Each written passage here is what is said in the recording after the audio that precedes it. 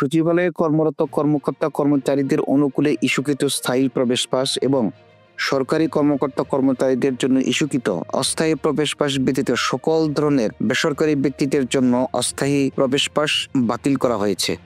গতকাল শুক্রবার ২৭ ডিসেম্বর স্বরাষ্ট্র মন্ত্রণালয় থেকে সংবাদ বিজ্ঞপ্তিতে এসব তথ্য নিশ্চিত করা হয়েছে।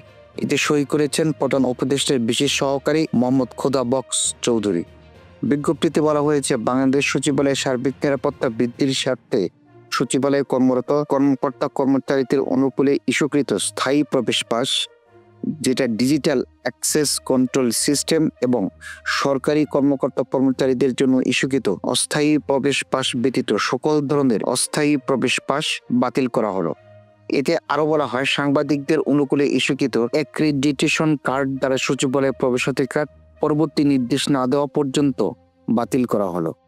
বাতিলকৃত বিভিন্ন ক্যাটাগরির সচিবালয়ে প্রবেশ পাসধারী আগামী 15 দিনের মধ্যে Bangladesh police crime command and control centre DMP 15 Gani road ঢাকায় স্থাপনকৃত বিশেষ সেলের মাধ্যমে নতুন করে অস্থায়ী প্রবেশ পাসের জন্য আবেদন করতে পারবেন। উল্লেখ্য, সচিবালয়ে অগ্নিকান্তের ঘটনায় উদ্ভূত পরিস্থিতিতে সচিবালয়ের নিরাপত্তা বিঘ্নিত হওয়ার পরিপ্রেক্ষিতে এই আদেশ জারি করা হলো বলেও বিজ্ঞপ্তিতে উল্লেখ করা হয়েছে।